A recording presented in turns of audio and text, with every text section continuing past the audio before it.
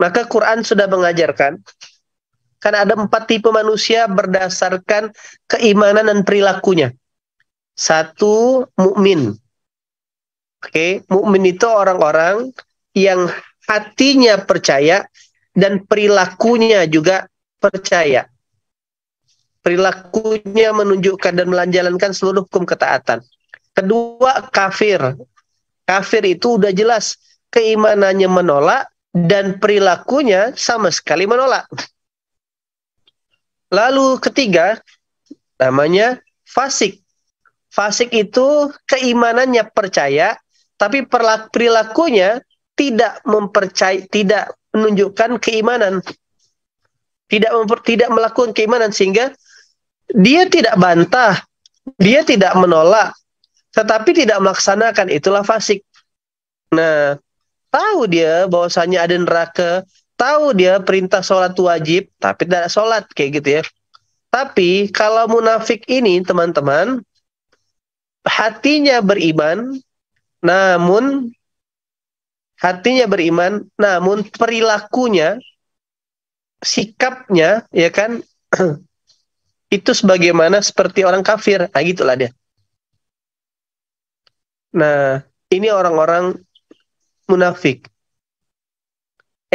Dan ini posisi yang ternyata paling berbahaya dalam ekosistem, karena akan menjadi toksik dan jadi racun. Dan kita harus sadar, ini bisa saja menyerang diri kita. Nah, ternyata posisi, kalaulah Allah sudah menegaskan posisi orang munafik itu di neraka di paling bawah, berarti sebenarnya di atas orang kafir yang paling orang munafik, ayah bunda sama Allah. Kita mungkin sudah keluar, sudah selamat dari kekafiran, dari iblis kafir.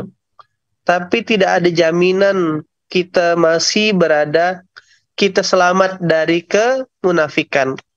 Apa yang Quran sebutkan buat orang-orang munafik ini?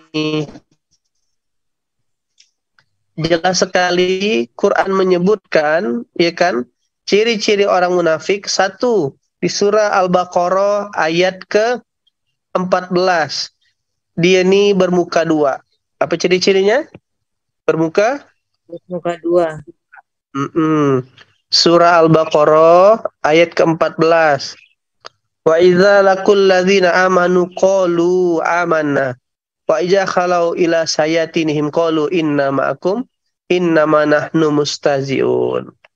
Jadi kalau ketemu kita, dia sangat perform sekali. Dia sangat bagus sekali. Begitu cara berpikirnya.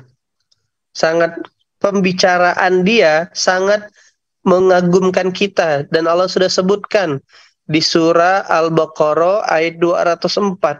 Ada orang-orang manusia pembicaranya tentang kehidupan dunia mengagumkan engkau Muhammad. Dan dia bersaksi kepada Allah mengenai isi hatinya. Padahal dia penentang yang paling keras. Lalu Allah sebutkan lagi.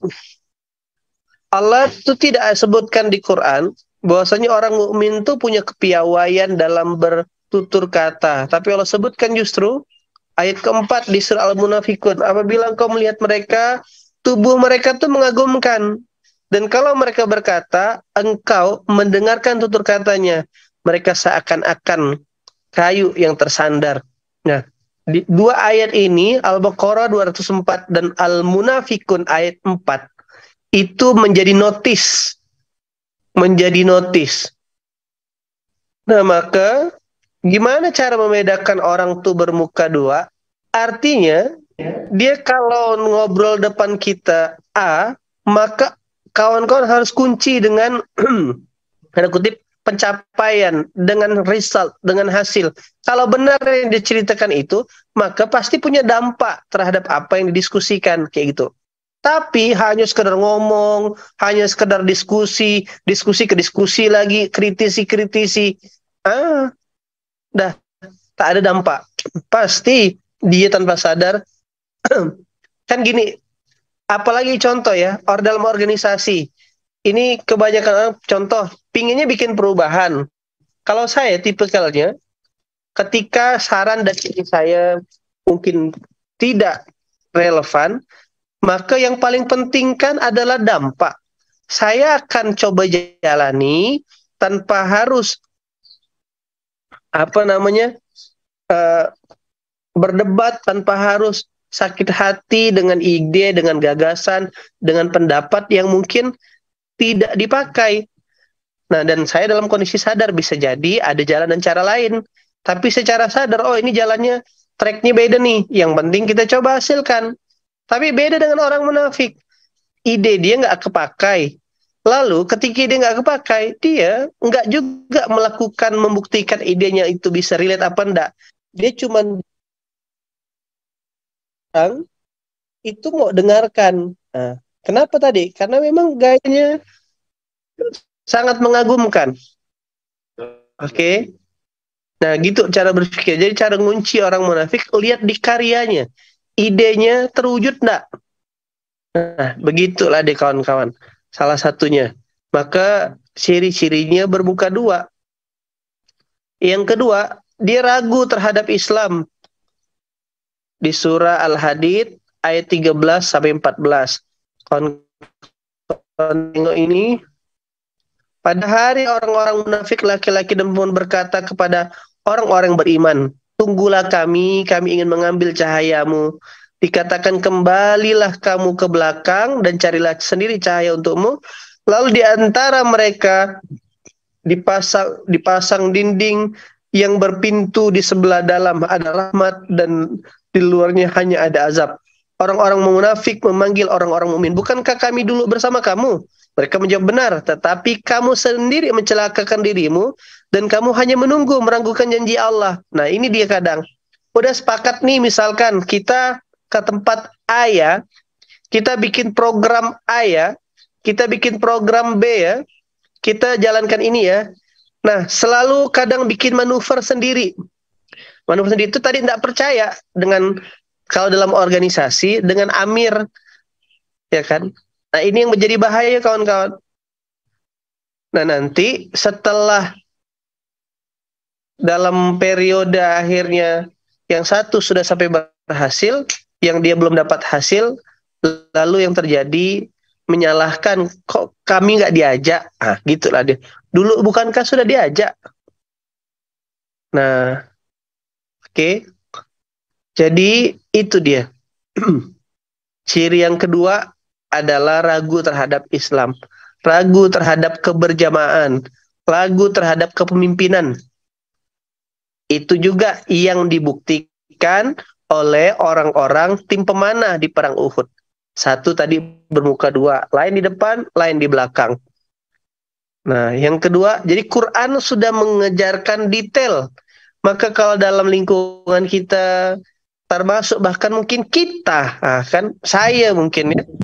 Nah, kalau seperti ini, maka tanpa sadar kita harus secara sadar tahu. Nah, jangan kita sedang kena makan virus ini. Maka ciri munafik yang pertama muka dua. Yang kedua, ragu terhadap keputusan, ragu terhadap Islam, ragu terhadap kepemimpinan. Itu dia. Nah, yang ketiga, suka melakukan tipu daya. Itu udah jelas di surah Al-Baqarah ayat 8 dan 10. Yukhadi'una Allah walladzina amanu wa ma yakhda'una illa anfusahum wa ma yash'urun. Ya kan? Mereka mau nipu Allah dan orang-orang beriman, padahal mereka hanya menipu diri sendiri. Maka hampir yang ketiga, itu yang ketiga, melakukan apa? Tipu daya. Yang keempat, yaitu riya. Surah An-Nisa ayat 142. Sungguhnya orang-orang munafik itu hendak menipu Allah. Kalau tadi dia menipu orang beriman, ini Allah boleh tipunya. Tapi Allah menipu mereka. Apabila mereka berdiri sholat untuk melakukan sesuatu malas, mereka bermaksud riya. Mereka dalam keadaan ragu antara demikian iman atau kafir. Maka tak boleh ragu-ragu. Ya kan? Percaya. Enggak? Oke, jangan. Barang siapa dibiarkan sesat oleh Allah 143-nya, maka kamu tidak akan mendapatkan jalan untuk memberi petunjuk. Nah, maka percuma tuh. Jadi memang percuma Bang Kiki, Bang Bejo. Kalau orang tuh udah disesatkan, mana bisa kita kasih petunjuk? Kalau udah kasih clue dah. An-Nisa 143. Barang siapa dibiarkan sesat oleh Allah, maka kamu tidak akan dapat jalan untuk memberi petunjuk baginya. Nah, tidak bisa dikasih nasihat, tidak bisa dikasih tahu. Terus, makanya Allah sebutkan, wahai orang-orang yang beriman, janganlah kamu menjadikan orang-orang kafir sebagai pemimpin selain dari orang mukmin. An-Nisa 143. Lalu Allah sudah sebutkan hadiah bagi orang munafik tadi di ayat 145-nya. Innal munafiqina fiddar asfali minan nar. Sungguh munafik itu ditempatkan pada tingkatan yang paling bawah dari neraka. Asfali minan nar tuh aspalnya neraka, kerak neraka. Nah, kenapa? Jadi di balik ancaman orang kafir, justru ancaman orang munafik itu jauh lebih dahsyat kawan-kawan. Karena dia berada di lingkungan kita. Maka ciri-ciri yang paling nampak kalau saya cara ngelihatnya, banyak bicara tak ada karya. Itulah orang munafik. Banyak bicara tak ada karya. Nah, oke, itu apa namanya yang nampak. Karyanya bicaranya banyak, idenya banyak, tapi karyanya tidak ada. Dah, dan sekali lagi karena kemunafikannya tak bisa dinasehati karena Allah sendiri yang menanamkannya. Lalu ciri-ciri orang munafik yang kelima namanya dengki. Di surah An-Nisa juga masih di ayat ke-120. Kawan lihat. Ali Imran surah ketiga ayat 120. Jika kamu memperoleh kebaikan, maka mereka bersedih hati. Tapi kamu timpa bencana, mereka bergembira karenanya. Lalu Allah pesankan apa? Jika kamu bersabar, bertakwa, tipu daya mereka tidak akan. Artinya, jangan reaksioner ketika ada orang-orang yang munafik, kawan-kawan. Jadi kayak gini, ketika kita namanya kan kita dapat hadiah aja iri, kita dapat bencana ya heboh. Nah, maka tidak perlu direspon. Allah sudah sebutkan, Allah sudah sampaikan di Al-Quran. Lari ke sini. Ya. Sebuah peristiwa. Kan, contoh, kita ambil pelajaran peristiwa di surah An-Nur ayat 11. Di mana Aisyah kena fitnah. Jadi, yang fitnah siapa? Bukan orang kafir. Yang fitnah orang munafik. Abdullah bin Ubay. Jadi Aisyah ketinggalan barang. Rasulullah merintahkan sahabat menemankan Aisyah. Karena ini penting yang dikal Rasul bagi-bagi badan, bagi-bagi tugas. Maka Abdullah bin Ubay melihat, Aisyah kok sama cowok lain, sama laki-laki lain. Nah, akhirnya disebarkanlah berita itu ke Abdullah bin Ubay. Aisyah selingkuh, Aisyah selingkuh, Aisyah selingkuh. Nah, maka coba lihat. Maka kalau ada orang munafik yang menyebarkan berita, gini cara antum meresponnya. Sesungguhnya orang-orang yang bawa berita bohong itu adalah dari golongan kamu juga. Betul kan? Orang-orang yang menyebarkan berita dari golongan kamu juga. Sambil jalan. Nah, jadi yang membuat kebohongan, membuat kerusakan itu bukan dari golongan luar, kawan-kawan. Tetapi dari orang-orang internal. Orang-orang kita. Ya kan? Lalu kata Allah, janganlah kamu berpikir berita bohong itu buruk bagi kamu. Ini kan orang sering tanya, gimana Ustaz kalau kena fitnah, gimana kalau kena bohongi? Kalau bilang, itu berita bohong itu bukan buruk. Kan memang dasar orang munafik. Sukanya julid, sukanya hasad tadi. Sukanya ngadu domba. dan itu tanpa sadar dia punya perilaku demikian. Lalu Allah bilang, itu berita bohong, itu tidak buruk bagi kamu. Kenapa Allah bilang, bahkan itu baik? Kenapa? Karena dengan fitnah tadi, dengan hasad tadi, justru keburukan kita, kebaikan dia pindah ke kita, dan keburukan kita pindah ke dia. Nah, gitu rumusnya. Nah, setiap orang dari mereka akan dapat balasan, dan jangan tugasi kita ya ngebalas orang yang ngefitnah, yang ngejelek-jelekkan. Ada yang sering tanya saya, gimana nanti kalau harus klarifikasi kan, konfirmasi kan? Enggak, itu sudah permainan Allah. Allah udah kasih kode kok, itu baik untuk kamu. Nah, barang nanti siapa yang balasnya lah Allah. Cara yang terbaik biar kita dapat pahalanya double-double, dia memfitnah dan menjelek-jelekan saja, kita sudah dapat pahala. Lalu kita mendoakan dia agar Allah kasih hikmah, walaupun tadi Allah sudah deklarasi tidak bisa dipetunjuk, tapi kita tetap doakan. Nah, coba lihat apa orang mukmin dan mukminat tidak baik sangka terhadap diri mereka sendiri ketika mendengar berita bohong itu. Nah, lalu Allah sudah kasih closing ayat ke-16. Mengapa kamu tidak berkata ketika mendengar berita ini, tidak pantas bagi kita membicarakannya? Karena Maha Suci Engkau, ini adalah kebohongan besar. Jangan jangan terjebak dengan gulungan berita tadi. Ada orang fitnah, ada status nyindir kita, ada orang makan kita. Lalu karena kita merasa korban, kita cerita ke sana kemari.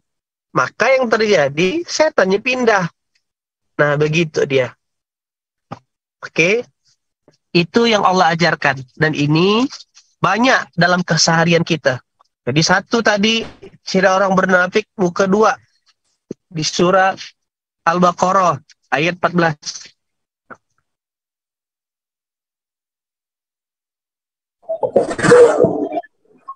Yang kedua, Allah sudah sebutkan ragu terhadap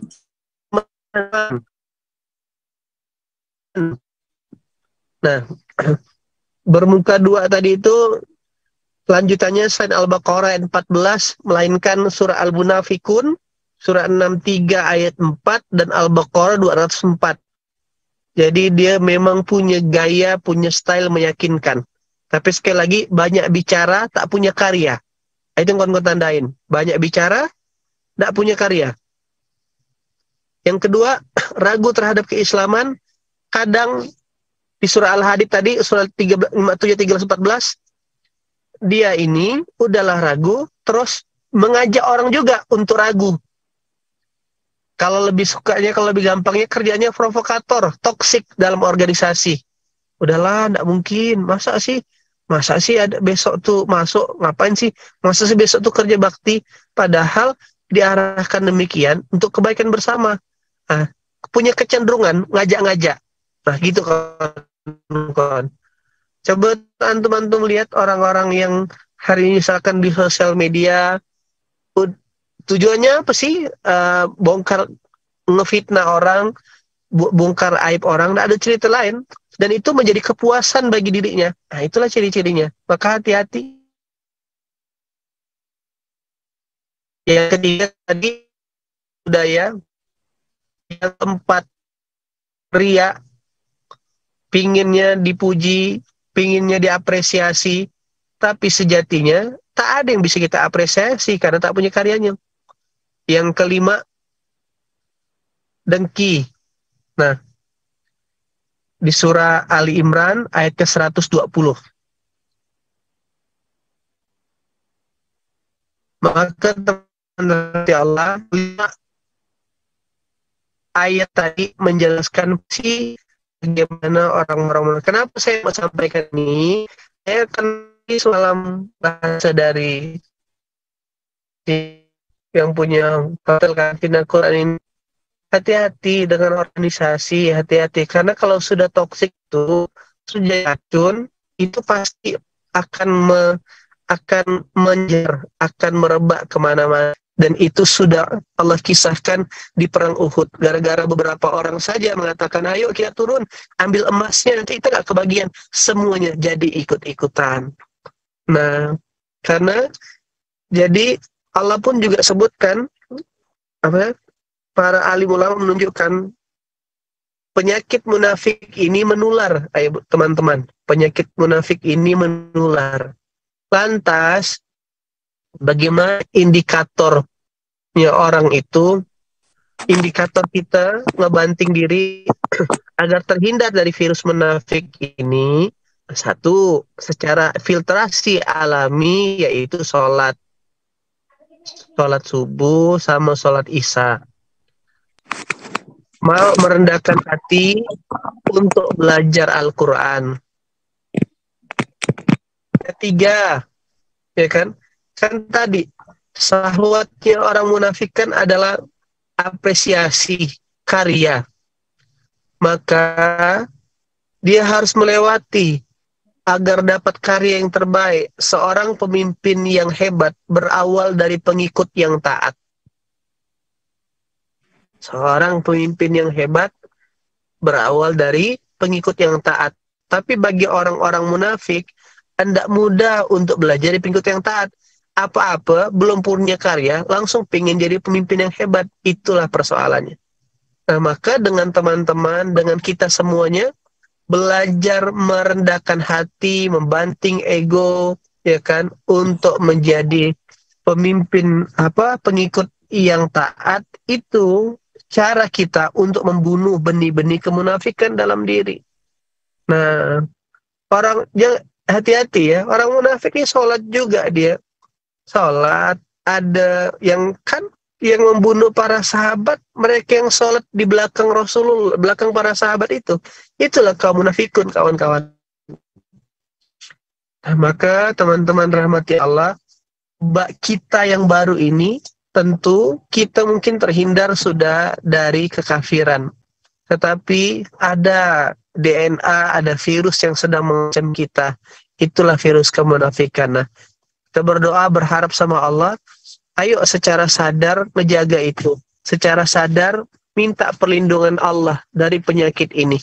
Secara sadar menjaga sholat subuh sama isya berjamaah. Secara sadar serius dengan Al-Quran. Secara sadar belajar untuk dipimpin. Belajar untuk taat. Karena tidak mudah bagi orang munafik itu untuk pimpin. Akhirnya setelah saya ngelihat kemarin, orang hebat dari dua bentuk ciri kan saja, taat dan mau diarah. Sudah lihat orang kan dia cuma punya taat dan mau diarahkan.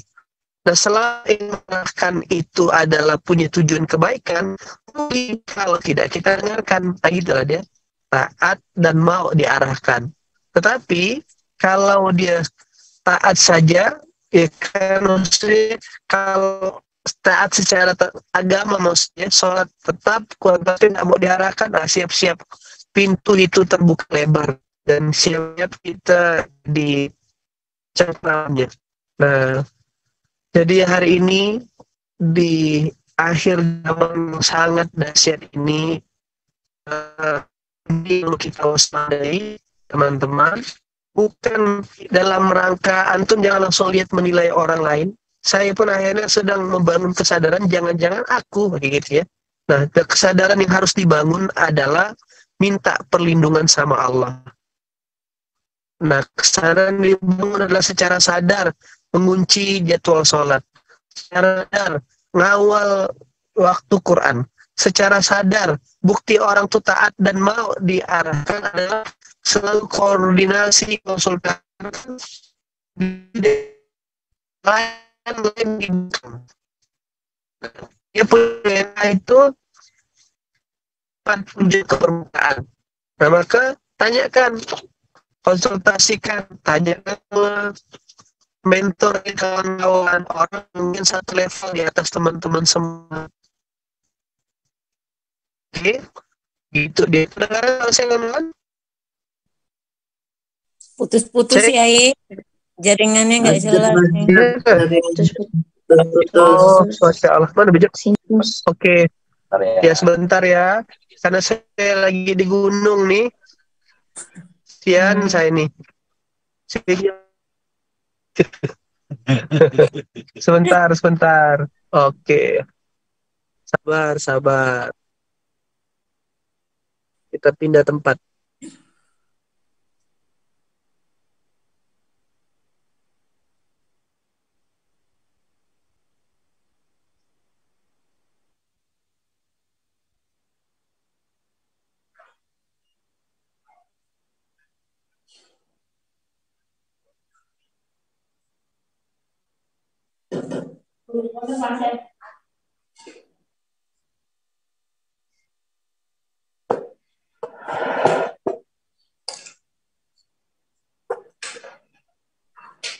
Oke, sorry kedengaran kawan-kawan?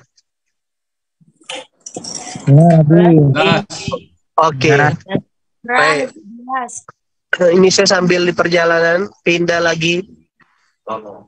Kerjaan kami ini pagi-pagi sudah berangkat kantornya ke bandara gitu ya. Nah, jadi sekali lagi, kenapa ini saya sampaikan pagi hari ini? Jangan-jangan yang membuat kita tidak tanpa sadar kita punya karakter ini gitu ya. Kita punya sifat ini, dan memang setiap orang sedang diancam oleh benih ini gitu loh. Nah, karena kan tadi di antara semua mau cerita panjang lebar dia punya kehebatan, dia punya selalu tanda kutip tuh berangkat dari perang Uhud, orang yang punya DNA munafik tanda kutip pasti kalah gitulah dia.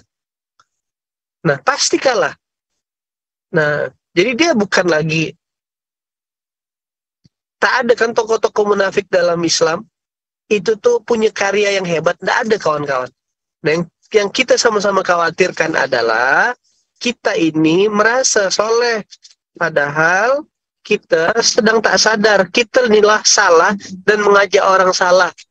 Nah, itu jadi persoalannya. Kita merasa soleh,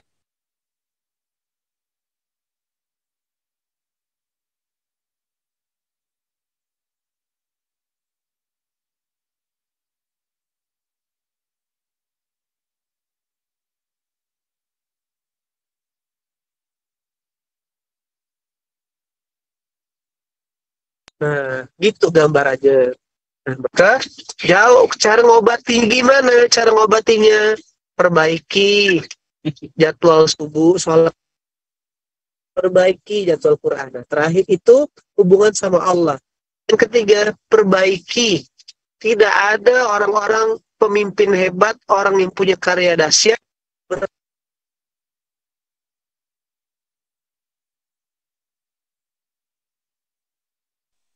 Suaranya hilang, Yai. dan Ali bin Abi Thalib sebagai panglima hebat karena dididik oleh Rasulullah. Rasulullah follow siapa? Follow Jibril. Nah, kayak gitu ya. Kita sekarang gimana? Selama ada orang yang menuntun, mengajak kawan-kawan untuk bertumbuh, dan dia mengajak kita untuk mendekati Quran, maka pegang kuat-kuat, minta.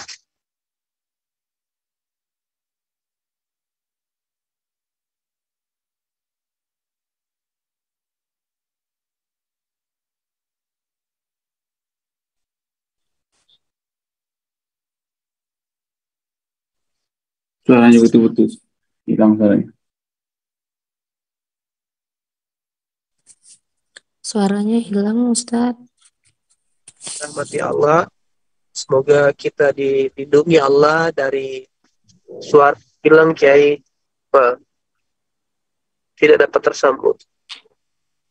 Oke. Yalah. Karena suaranya hilang nyambung, memang dasar sinyalnya munafik kan. Aduh. Yalah, pokoknya itulah pesannya dah. Oke, karena saya ini melewati jauh sian perjalanan saya ini hanya untuk menimba ilmu daripada guru saya ini Wali Sono namanya. Oke, kawan-kawan lihat. Iya. Jadi saya ini bingung, ada orang tinggal di kaki gunung yang datang ustadz-ustadz kiai-kiai, waktu saya bela-belakan untuk datang ke sini. Nah, ya kan, itu loh disupirkan. Nah, dia orangnya. Waalaikumsalam. Inilah orang yang menyelamatkan banyak ibu-ibu yang tak punya suami. Dia selamatkan. Mau melahirkan tak ada uang. Saya bilang, hebat amalan antum nih mas. Saya bilang, jupirkan ambulan jenazah. Nah kayak gitu, healing. Orang tuh healingnya ke rekreasi, dia healingnya bawa jenazah keranda, bawa ambulan kayak gitu kawan-kawan. Makanya saya bilang, saya kan kepoin, banyak ustadz, banyak kayak kesini, rupanya memang levelnya wali. Makanya saya sebutnya wali sono. Nah gitu, bukan wali songo, wali sono. Alhamdulillah. Alhamdulillah ya. Mudah-mudahan di Jawa Tengah boleh main ke pondok beliau. Ya kan? Daerah mana? Belajar. Semarangnya mana, Kiai? Daerah Kota Semarang sama Bendungan. Bendungan itu di Hotel Karantina Quran. Oh, Ada di program Ungaran di sini. Ungaran, Kiai. Unggaran, iya. Nah, belajar Saya lihat. Jawa Tengah, Ustaz. Apa Bunda?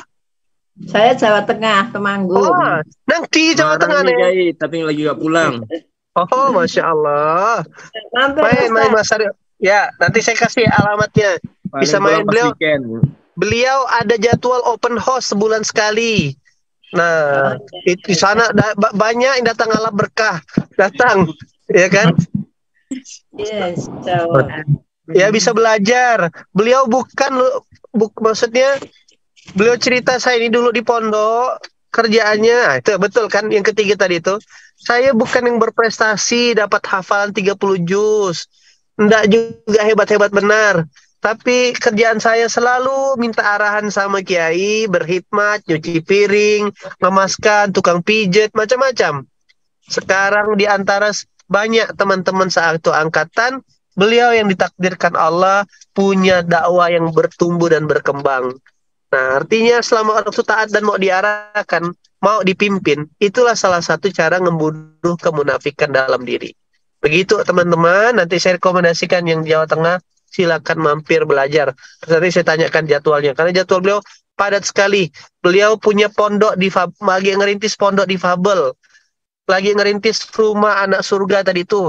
Ada 300 bayi yang tidak ada orang tua, yang mau dibuang, hasil dari kehamilan tanpa diinginkan. Ada yang diperkosa, ada yang karena pacaran, ada yang coba-coba. Antum lihat, yang kami lewati hutan-hutan sementara, jauh permainan. Itu kan kasihan tuh, kayak gimana seperti sinyal. Alhamdulillah segar Kiai. Iya, ya.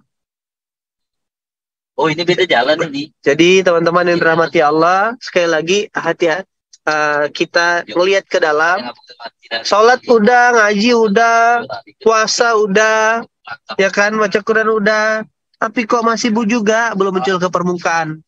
Nah, jangan-jangan ada DNA munafik, kita tidak dikasih petunjuk, kok kayaknya bodoh, kok kayaknya tidak punya ide, kok nggak punya, karena tidak punya ide, tidak punya apa-apa tadi itu, akhirnya tidak punya karya yang dihasilkan.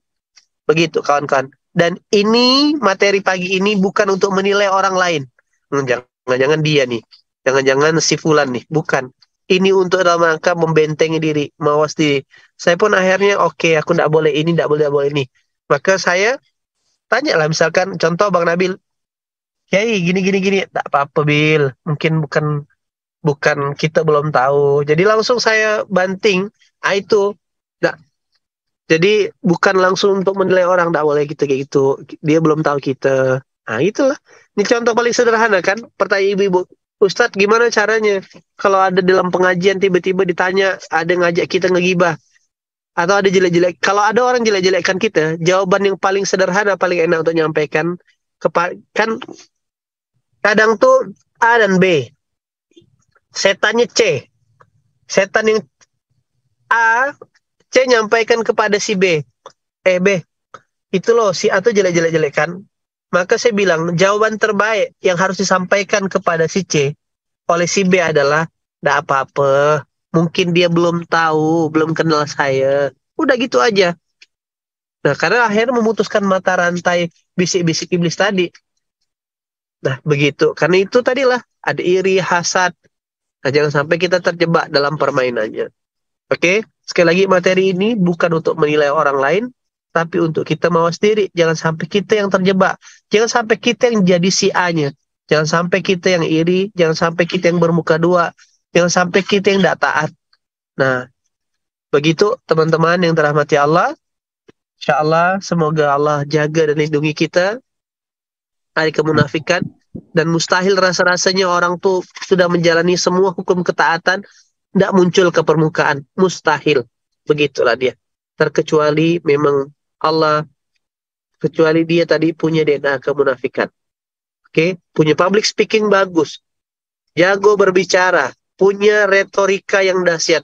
Kalau tidak muncul ke permukaan tuh, tidak mungkin. Tidak punya karya tuh tidak mungkin. Pasti ada yang masih konflik dalam kesehariannya. Oke, itu yang bisa disampaikan. Semoga Allah jaga kita dalam keseharian kita, Allah lindungi kita, Allah jadikan kita istiqomah dalam kebaikan. Jaga sholat subuh, jaga Qur'annya, selalu minta nasihat, belajar untuk taat, dan mau diajarkan. Insya Allah kawan-kawan kejaga dari virus-virus kemunafikan. Yang baik-baik dari Allah, yang kurang dari si pribadi. Mohon doanya. Saya sedang perjalanan menuju Solo. Semoga Allah lancarkan. Assalamualaikum warahmatullahi wabarakatuh.